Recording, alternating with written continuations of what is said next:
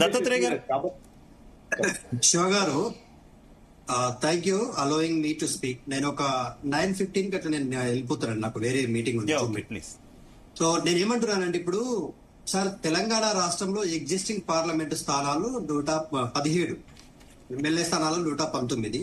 అయితే percentage of vote contribution, percentage of parliamentary seat contribution 3.13 నుంచి కేవలం 3.18% కి మాత్రమే. అంటే 17 ఎంపీ స్థానాల నుంచి 26కు పెరిగితే కేవలం 3.18 అంటే జస్ట్ 0.5% ఆఫ్ చేంజెస్ మాత్రమే ఉండబోతా ఉన్నాయి.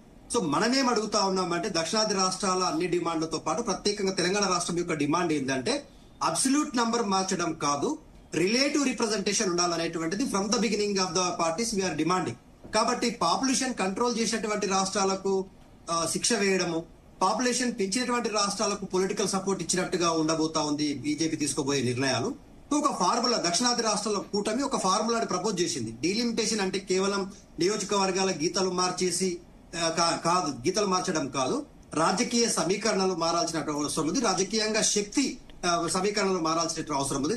తెలంగాణలో ఉన్నటువంటి పొలిటికల్ రిప్రజెంటేషన్ విషయంలో చాలా ధైర్యటువంటి పరిస్థితికి వెళ్ళబోతా ఉంది. ఎందుకు చెప్తా ఉన్నాము అంటే, 1971 లో ఒక ఫార్ములా తీసుకొచ్చింది భారత రాజ్యాంగం. మొట్టమొదటిసారిగా డీలిమిటేషన్ అనేటువంటి ప్రక్రియ కొనసాగించడానికి 1971 ఫార్ములా ప్రకారం ఒక ఫార్ములా ఉంది. 1971 పాపులేషన్ ప్లస్ తాజా జనాభా, one population, performance of the states, performance of the state అనేటువంటిది యాడ్ చేసినారు. అంటే ట్రాన్స్ఫర్మేషన్ ఫార్ములా అంటారు దీన్ని. ఈ ట్రాన్స్ఫర్మేషన్ ఫార్ములా ప్రకారం ఏమేం కన్సిడర్ చేయాలి అంటే, ఇప్పుడు ఫర్ ఎగ్జాంపుల్ భారతదేశ అభివృద్ధిలో జనాభా కంట్రోల్లో ఈ దక్షిణాది రాష్ట్రాలు 50% కాంట్రిబ్యూషన్. అంటే ఉత్తరాది రాష్ట్రాల్లో 100% జనాభాని పెంచితే దక్షిణాది రాష్ట్రాలు 50% జనాభాని కంట్రోల్ చేసినాయి. మరి ఈ జనాభాలకు మీరు ఇవ్వబోతున్నటువంటి బహుమతి ఏంటిది? జనాభా నియంత్రణకు ఒక 50% మనకు గ్రేస్ అనేటువంటిది ఇవ్వాలి, పర్సెంటేజ్ అనేటువంటిది ఇవ్వాలనేటువంటిది ప్రపోజల్ ఉంది. దేశ జీడిపి నియంత్రణలో, దేశ జీడిపి కాంట్రిబ్యూషన్ లో, ఆర్థిక సహకారంలో ఈ రాష్ట్రాలు 15% ఎక్సెస్ ఉన్నాయి comparing to the other northern states కంటే. మానవాభివృద్ధి సూచికి ఒక 10% ఇవ్వాలి. ఇట్లా భౌగోళికంగా ఒక ఫెడరల్ యూనిటీ అనేటువంటిది చూపించాలనుకుంటే, ఇక్కడ మనం కోరుకుంటుంది ఏంటండి, Lok Sabha, Rajya Sabha plus federal balance కావాలి మనకు. ఫెడరల్ బ్యాలెన్స్ అనేటువంటిది మిస్ అవుతా ఉంది. కాబట్టి కాంట్రిబ్యూషన్ వర్సెస్ రిటర్నింగ్ ఏమి ఇస్తున్నారు మనము? తెలంగాణ రాష్ట్రాలు కాంట్రిబ్యూట్ చేస్తా ఉన్నాయి, దక్షిణాది రాష్ట్రాలు కాంట్రిబ్యూట్ చేస్తా ఉన్నాయి. భారతదేశ అభివృద్ధిలో, జీడిపిలో గానీ, పర్ క్యాపిటాలో గానీ, ఇంతకు ముందు పాపరావు గారు చెప్పినట్టు హ్యూమన్ డెవలప్మెంట్ ఇండెక్స్ లో గానీ, జియోగ్రాఫికల్ కంట్రోలింగ్ లో గానీ, ట్యాక్సెస్ రిటర్నింగ్ తీసుకోవడంలో గానీ చాలా కమిటెడ్ గా 3 అంశాల్లో మేము కంట్రోల్లో ఉన్నాం. ఏది? జనాభా నియంత్రణలో చాలా క్రమశిక్షణగా ఉన్నాం, ఆర్థిక అంశాల్లో క్రమశిక్షణగా ఉన్నాం, డెవలప్మెంట్ విషయంలో క్రమశిక్షణగా ఉన్నాం, హ్యూమన్ డెవలప్మెంట్ లో క్రమశిక్షణతో ఉన్నాం.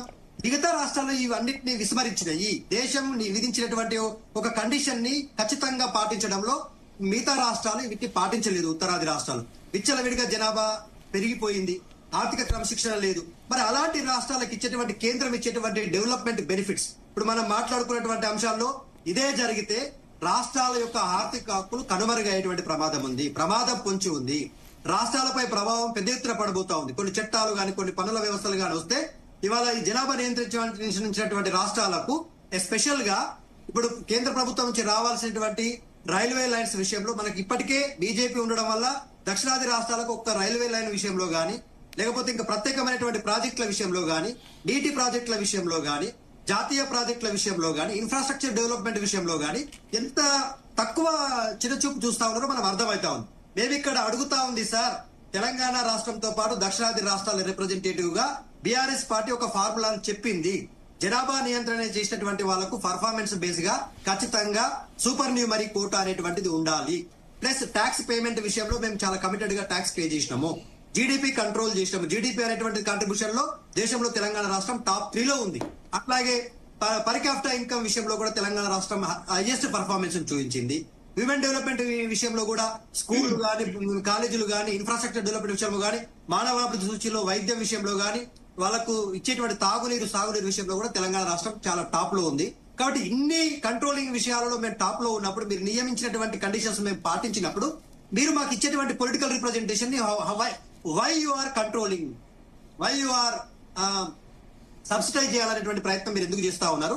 కాబట్టి మేము బలంగా బీఆర్ఎస్ పార్టీగా ఒకటే కోరుకుంటున్నాం సార్, తెలంగాణ రాష్ట్రానికి రావాల్సినటువంటి పొలిటికల్ రిప్రజెంటేషన్ విషయంలో we are not it all compromising. Chief minister Revanth Reddy గారితో జరిగినటువంటి తమిళనాడు కాన్ఫరెన్స్ లో మా నాయకులు కేటీఆర్ గారు చాలా స్పష్టంగా చెప్పింది, is representative of Telangana state. మా రాష్ట్ర ముఖ్యమంత్రిగా వాళ్ళు మాట్లాడుతూ ఉన్నారు. ఆయన మాట్లాడినటువంటి ప్రతి అంశాన్ని మేము డీలిమిటేషన్ విషయంలో ఏకీభవిస్తా ఉన్నాము. మా సపోర్ట్ కూడా ఫుల్ ఫ్లెడ్జ్డ్ గా ఉంటది.